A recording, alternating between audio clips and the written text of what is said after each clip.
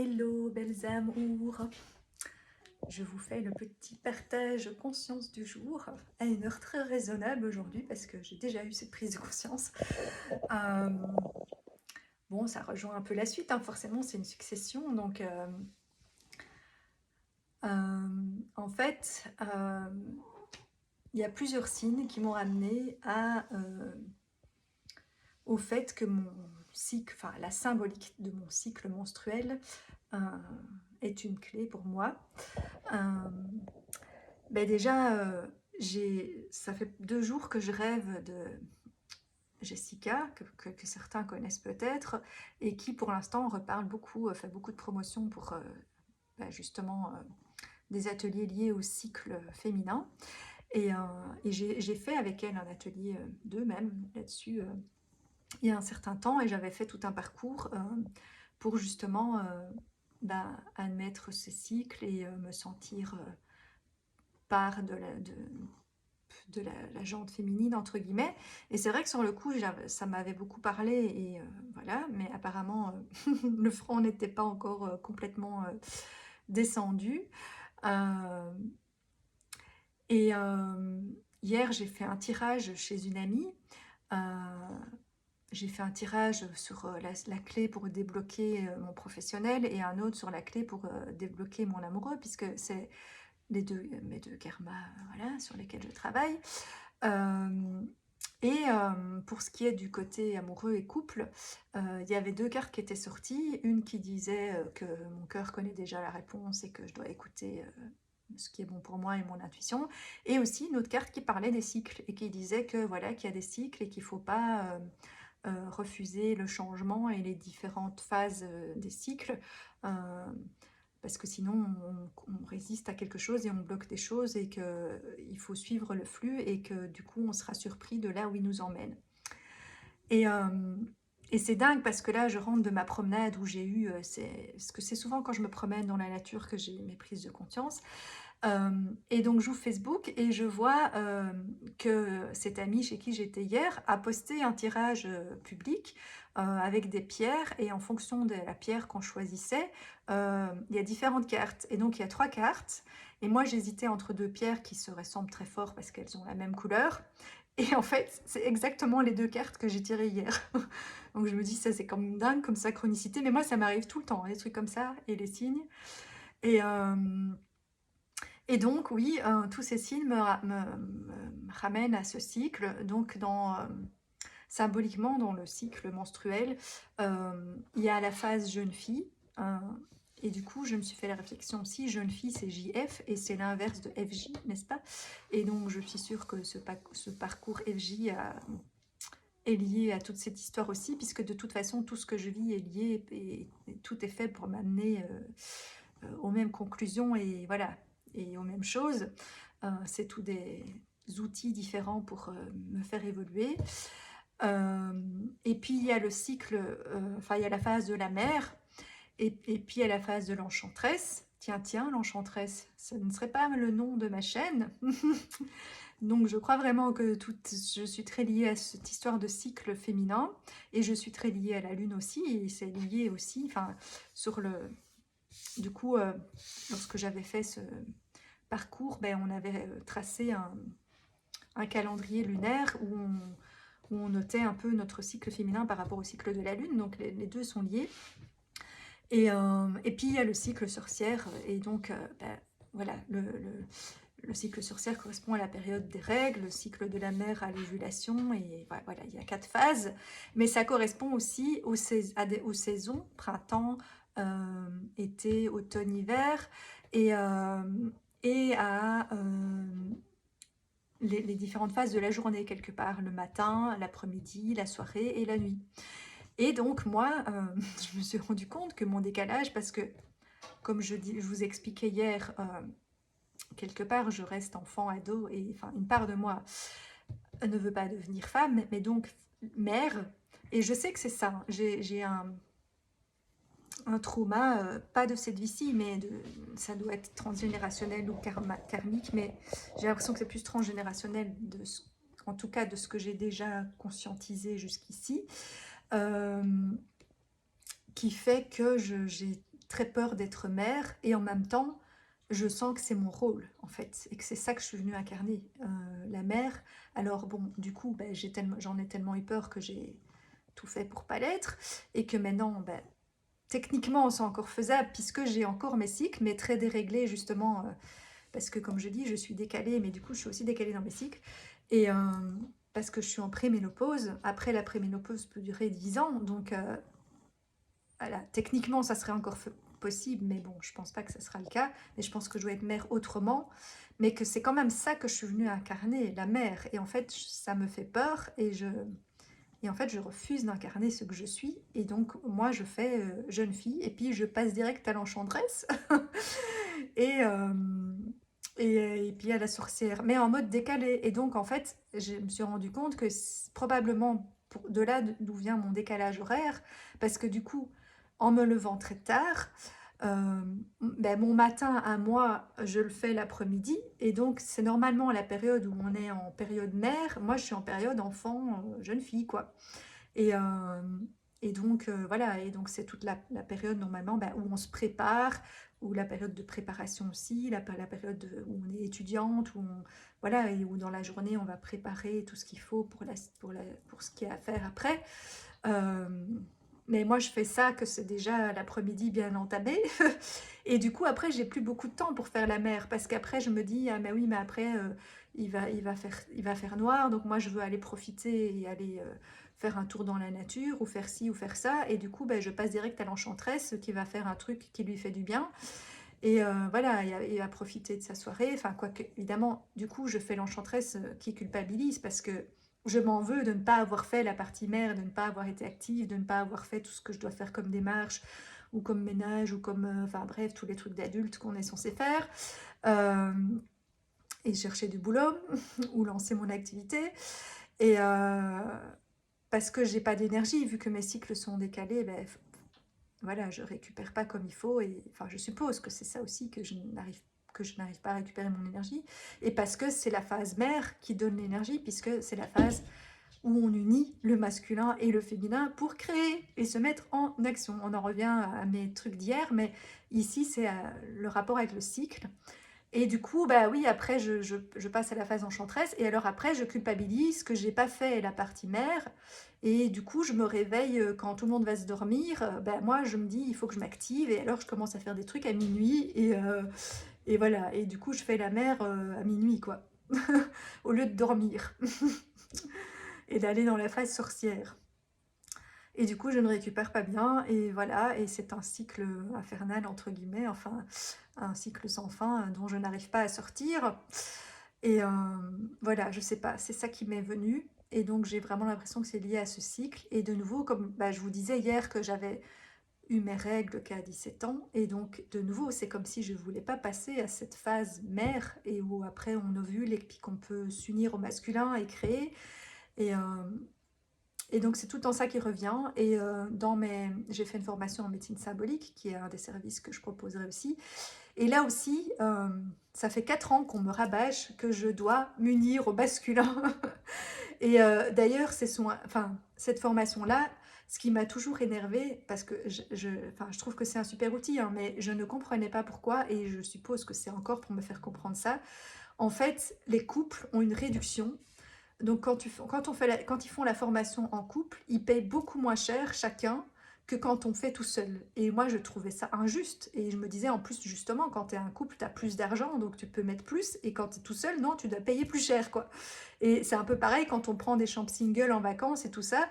Et je me suis dit, mais c'est encore pour me montrer, tu dois te mettre en couple et être mère et créer.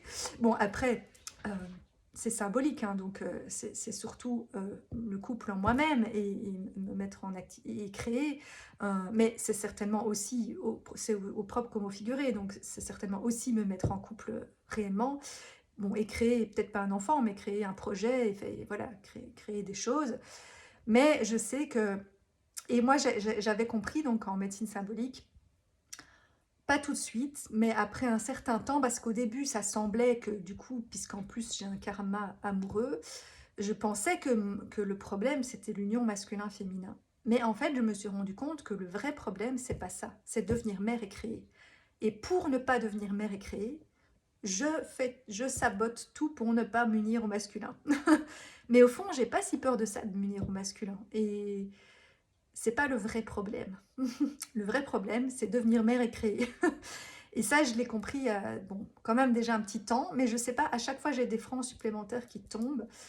Mais je crois qu'il faut que du coup, que je retourne à l'origine de ça. Et ça, j'ai toujours pas, enfin, j'ai toujours pas eu de thérapeute ou de soins ou de propre conscience de moi-même de qu'est-ce qui m'est arrivé à un moment donné dans cette vie, dans une ancienne vie, dans le transgénérationnel, dans je sais pas, qui fait que euh, j'ai aussi peur de créer et quelque part, je crois, de ne pas assumer mes créations quelque part. Donc si j'avais des enfants, de ne pas assumer correctement mes enfants et d'être une mauvaise mère, ou de créer quelque chose, un projet, ou, ou aussi j'ai peur de créer sans l'avoir vraiment décidé. Je crois qu'il y a ça aussi, parce que c'est vrai que, surtout que maintenant je prends plus la pilule, et c'est vrai que si j'ai des rapports avec quelqu'un, c'est un stress que j'ai, qui du coup m'empêche de me détendre totalement et voilà, et de profiter pleinement du moment, parce que j'ai peur du coup de tomber enceinte. Et en même temps, c'est mon choix de ne plus prendre la pilule parce que je ne veux plus d'hormones et de machin et de tout ça, parce que moi, je suis très sensible à tous ces trucs-là, justement, et aussi que les machins. Donc voilà.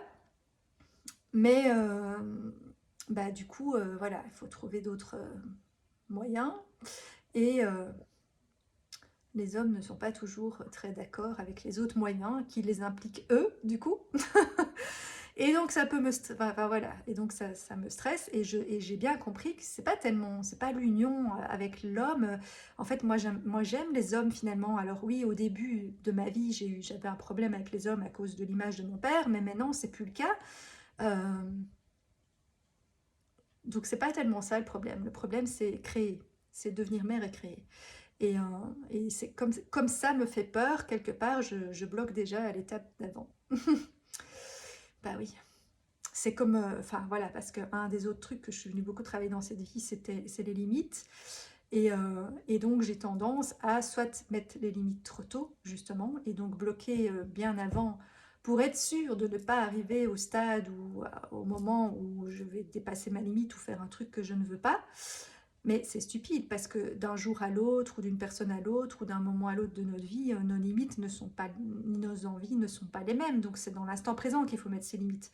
Mais moi, des fois, je les mets bien à l'avance. Et des fois, c'est l'inverse. Je ne mets pas de limites. Une fois euh, comme si je suis un peu tout ou rien, quoi. C'est-à-dire que soit je mets trop de limites, soit une fois que quelqu'un a réussi à passer la porte de mes carapaces et mon cadenas et mes trucs, alors là, c'est nos limites, quoi. C'est hop, là, je donne tout, hop, hop, hop, il n'y a plus de limites. Et alors, c'est trop tard que je me dis, non, mais là, par contre, j'ai été trop loin dans l'autre sens, quoi. J'aurais dû mettre des limites parce que là, c'était, bah, soit on a trop profité de moi, j'ai trop donné, ou j'ai fait des choses que je n'avais pas vraiment envie. Bon, maintenant, je le fais plus, mais plus jeune, ça a été le cas.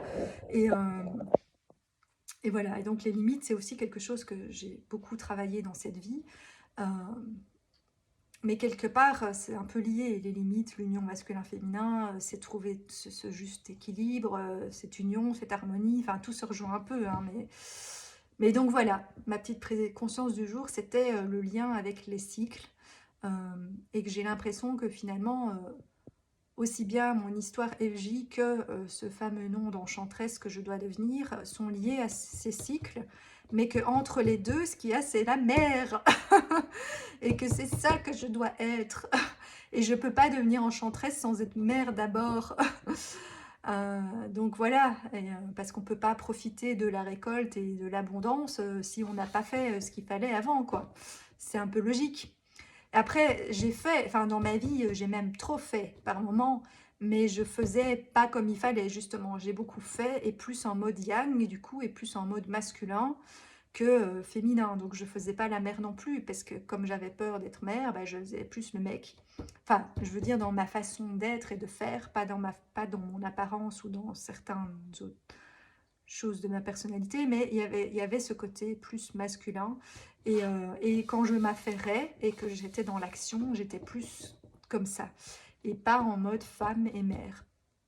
Or, c'est ça que je dois être et je le sais. Et comme ceux qui suivent les autres vidéos savent que je veux faire travailler entre autres avec les enfants, parce que je sens vraiment que j'ai un rôle à jouer là-dedans et que en fait, finalement, les deux choses, je pense, à laquelle mon âme aspire et où je me sens le mieux et que je suis le mieux et que je joue mon rôle, c'est en couple et être mère. Et en fait, c'est tout ce que j'ai fui toute ma vie. Alors que je sais que c'est ça que je dois faire et que c'est ça que je suis venue vivre et incarner et que c'est là que je suis le mieux. Et que, parce que quand je suis en couple, j'ai beaucoup plus d'énergie. Et je n'ai pas été très souvent dans ma vie, mais je remarque que, parce que j'ai beaucoup plus facile à faire des choses pour quelqu'un d'autre que pour moi-même. Et donc, ça me motive quand c'est pour quelqu'un d'autre. Et bon, c'est pour moi aussi, mais je veux dire, quand c'est pour moi toute seule, j'ai moins envie. Et même si c'est pas un couple, mais que c'est... Enfin voilà, c'est comme par exemple cuisiner. Ben, si je reçois plein de gens, ben, je veux bien passer un certain temps à cuisiner, à faire des trucs. Mais si c'est que pour moi, je ne veux pas cuisiner pendant 2 heures juste pour me faire un repas que je vais manger en un quart d'heure. Hein. Non. Donc, parce que c'est pour le plaisir de partager, quoi. Et quand je sais que c'est quelque chose qui est partagé, ben oui, c'est là que je rayonne et que je prends ma place. Et d'ailleurs, je le vois aussi que c'est quand je vais à des ateliers de groupe euh, où je me sens bien. Et là, j'oublie mes propres soucis, j'oublie que je suis fatiguée, j'oublie que je suis pas bien. Ça dépend. Il y a eu des moments où j'étais vraiment down. Là, j'arrivais pas à passer au-dessus.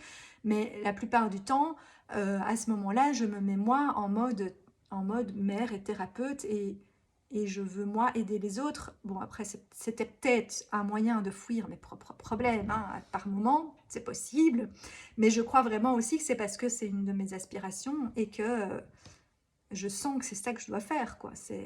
Et je me sens mère universelle. Je l'avais déjà dit plusieurs fois, mais après, je sais pas, c'était un peu reparti ce truc-là. Et je me disais, bah non, comment je peux être mère universelle alors que je suis même pas mère et que quelque part, je suis encore un peu enfant.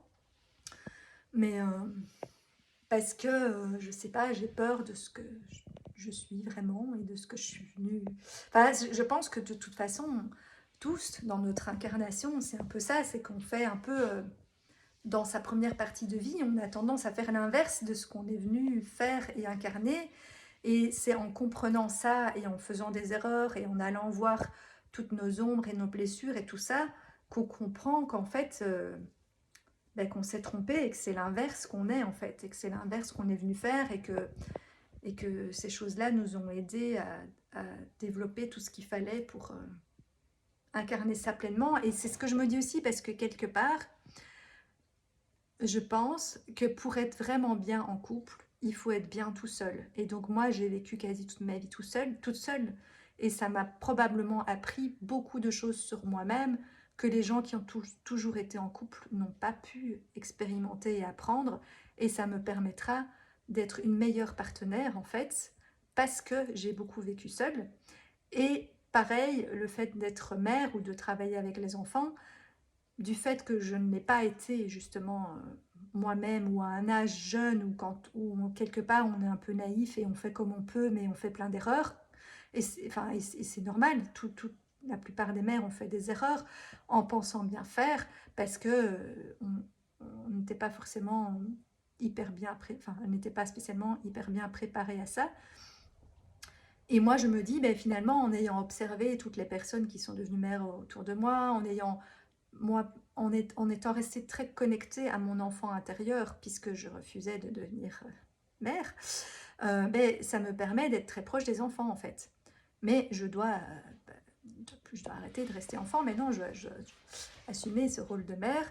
Mais j'ai pas, du coup, oui, je suis restée fort connectée à ma part enfant et à mon côté enfant intérieur. Et je sais que quand la plupart des personnes me racontent des difficultés ou des scènes qu'elles vivent avec leur enfant, ben, je vois qu'entre elles, ils se mettent tous à la place du parent et ils se comprennent entre eux en tant que parents. Et moi, en fait, je me mets à la place de l'enfant. Parce que comme je ne suis pas parent, c'est pas que je comprends pas, parce que j'ai quand même fréquenté beaucoup de parents et donc je peux comprendre un peu le rôle du parent aussi, mais je l'ai pas été moi.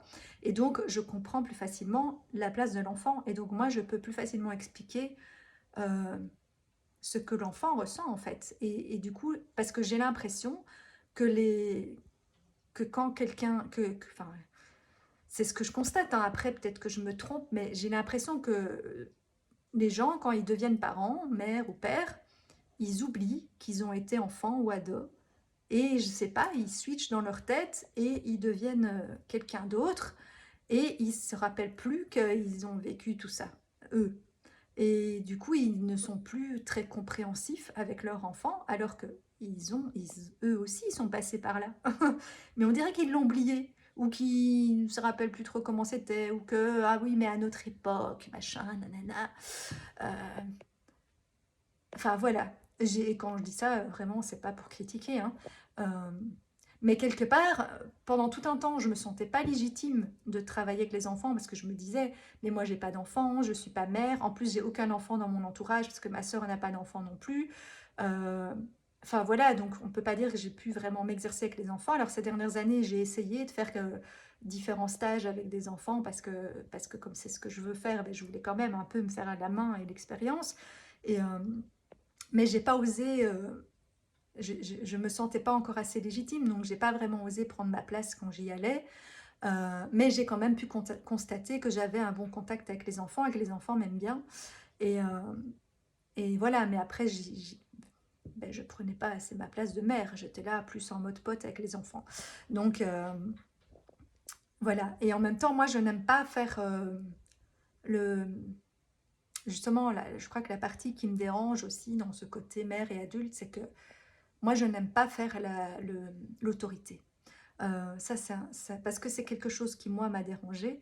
Et si je travaille avec les enfants, c'est pas pour les engueuler, pour mettre des règles hyper strictes, pour leur crier dessus toutes les 3 secondes. Et donc, c'est ça qui m'a un peu découragée de travailler avec les enfants parce que pas partout, hein, mais certains des endroits où j'ai été m'essayer enfin, à faire des activités avec les enfants en groupe, mais je trouvais que les gens passaient leur temps à crier sur les enfants. Ah, fais pas ci, fais pas ça, non, ça, arrête de crier, fais pas ça, redescends de là, machin, nanana, nanana. Et en plus, moi, je supporte pas les cris, enfin, les cris comme ça, là, d'engueuler.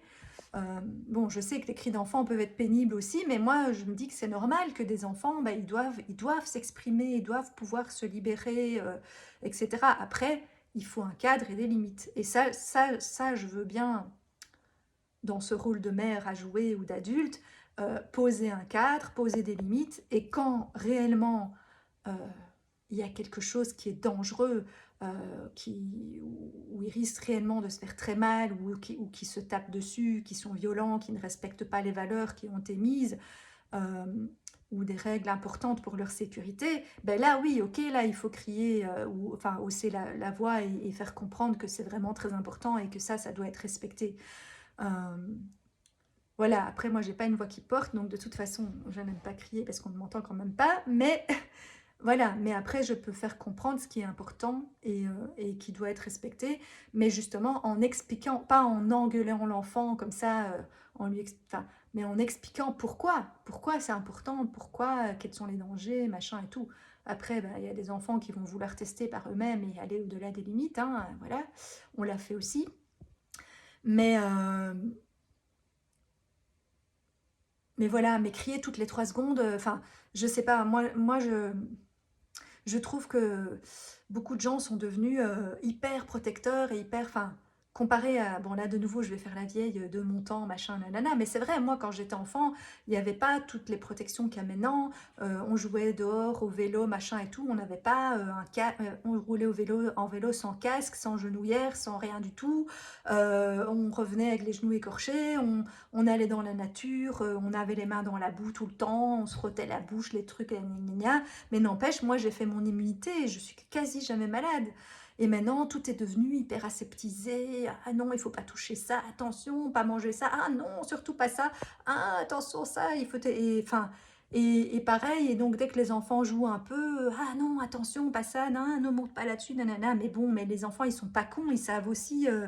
Enfin, ils savent ce qui est dangereux ou pas quand même, à un minimum. Il y a des choses qu'il faut leur dire, mais ils vont faire attention. Ils jouent, mais ils font attention quand même à pas se péter la gueule et se faire hyper mal non plus. Enfin, Et donc, voilà, après, ben, un accident ou un bobo sont toujours arrivés, mais bon, en général, c'est jamais des trucs très graves, il y a pas mort d'homme, ils vont pleurer un peu sur le coup, on met un petit peu de produit, un petit bisou, un petit machin, et puis voilà, quoi. Enfin, il faut qu'ils fassent leur expérience et leur truc. Et donc, moi, oui, j'ai une façon un peu non conventionnelle, c'est vrai, d'être avec les enfants. Et du coup, c'est aussi pour ça que je me sentais pas très légitime, parce que j'ai pas peur du contact avec des enfants et de comment ça va se passer avec les enfants. C'est plutôt vis-à-vis des parents que j'ai peur et j'ai encore peur d'être jugée, parce que je n'ai pas la même approche qu'eux. Parce que moi, je me mets plus à la place de l'enfant que du parent. Je suis bien consciente qu'il y a certaines choses à respecter, et je trouve ça normal, parce qu'il faut quand même mettre un cadre et une sécurité, c'est sûr, et des règles, mais pas au point que la plupart des gens font. Après, bah, c'est sûr que si c'est une activité du genre babysitting et que bah, il faut suivre la règle des parents, bah, là, c'est les parents qui ont donné les règles et on suit les règles qui ont été données. Je ne vais pas aller à l'encontre de ce qu'on va me dire, s'il y a des choses spécifiques qui ont été nommées ou posées et que les parents veulent absolument que ce soit respecté. Euh, mais voilà, de manière générale, je n'ai pas la même approche que beaucoup de gens. Et voilà, je m'éloigne un peu de ma prise de conscience du jour, j'avoue, là, et du coup, je fais encore une vidéo trop longue, mais c'est parce que disons que c'est les conséquences de ma prise de conscience, parce que je sais que c'est lié à ça, au fait que voilà, que au fond, ce que je dois incarner, c'est la mère, et travailler notamment avec les enfants. Et que jusque-là, ben, j'avais encore un blocage à cause de ça, à cause de jugement, à cause du fait que je restais trop enfant moi-même, et que même si je suis moins sévère que certains parents, je dois quand même être un minimum jouer le rôle de parent, et voilà, et savoir poser un cadre, me faire respecter, et mettre les limites, etc. Et c'est quelque chose avec lequel j'avais encore du mal. Donc voilà, je me dis que de toute façon, tout est juste, les choses, elles se débloquent quand c'est le bon moment. Et donc, quand je serai prête pour cette partie-là, et ben, ça se mettra. Et en attendant, ben, je travaillerai avec les adultes. J'ai plein de choses à proposer aux adultes aussi, et à leurs enfants intérieurs. et, et pour ça, ben, je suis déjà prête à le faire. Donc voilà. Bon, je suis retombée dans mes mauvaises habitudes de m'éparpiller un petit peu. Euh, de passer de la prise de conscience aux conséquences. Parce que moi, c'est aussi mon truc, c'est que je fais des liens entre tout. Je reçois tout le temps plein de messages et plein de symboles, et enfin voilà, je fais des liens entre tout comme je fais des liens. J'ai un problème, moi, à faire le lien masculin-féminin, mais je suis très douée pour mettre les gens en lien. Et donc, et même pour former des couples chez les autres. Hein. Donc, hein, c'est toujours le cordonnier le plus mal chaussé. Donc voilà, j'ai souvent prédit des couples, parce que pour moi, ça se voyait à 3 kilomètres que ces personnes étaient faites l'un pour l'autre. Voilà, alors que pour moi-même, bon, j'ai pendant longtemps été attirée par des hommes qui ne me correspondaient pas du tout, mais c'était certainement une forme d'auto-sabotage, puisque je ne voulais pas devenir mère et créer. Hein. Et même si quand même, la période où j'ai été en couple le plus longtemps, j'ai cru un moment être enceinte, et je sais que lui n'en voulait pas. Peut-être d'ailleurs qu'inconsciemment, je me suis mise avec quelqu'un comme lui, parce que ben, comme il ne voulait pas d'enfant, peut-être que...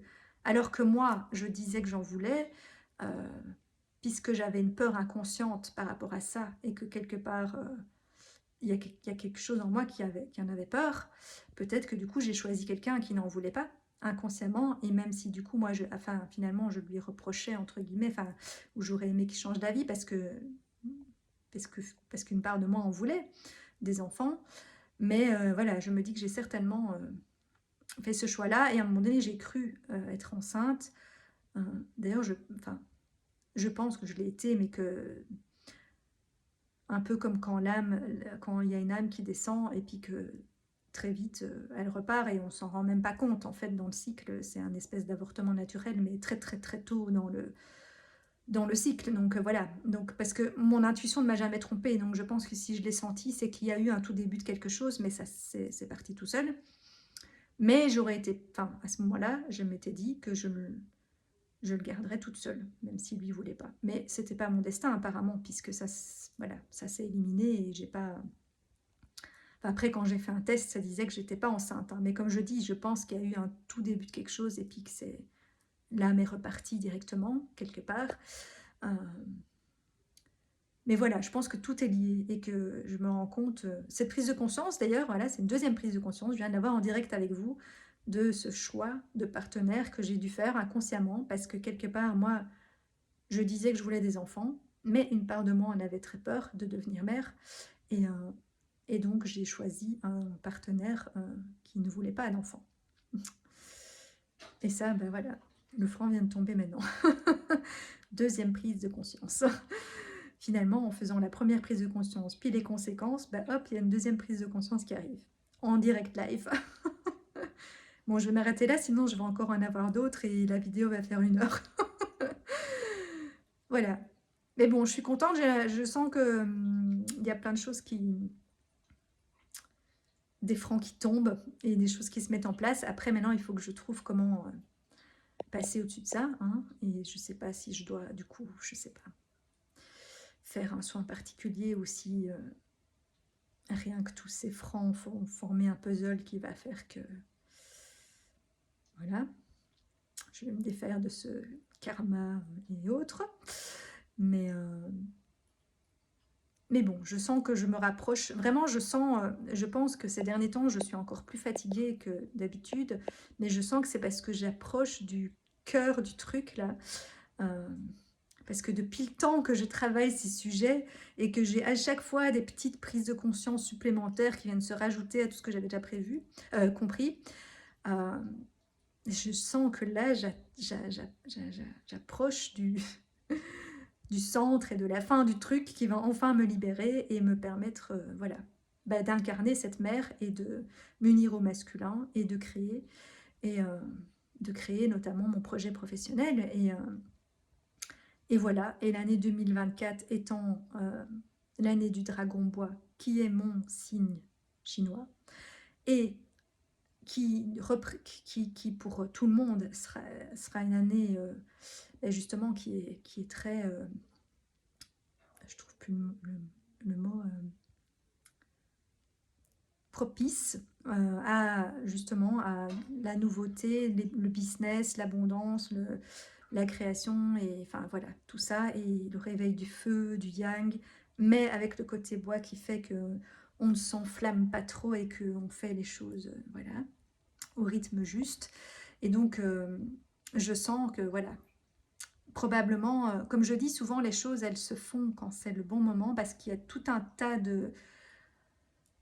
d'éléments qui doivent être en place, et il y a des éléments qui peuvent venir de nous, des blocages qui sont en nous, des blessures et des trucs qui doivent travailler, mais des fois en fait on les a déjà travaillés en nous, et donc du coup on se martyrise en se disant j'ai pas encore travaillé assez sur moi, il y a encore des trucs qui bloquent, mais alors en fait ça c'est plus alors qu'en fait c'est plus chez nous que ça bloque, c'est des circonstances extérieures qui ne sont pas encore en place. Voilà, parce que ça peut impliquer d'autres personnes ou des lieux qui doivent se libérer ou enfin, un poste, un machin, enfin, ça peut impliquer plein d'autres choses, et aussi une énergie et voilà, un alignement des planètes ou je sais pas quoi qui est propice à ça. Et du coup, bah, il faut attendre ce timing-là.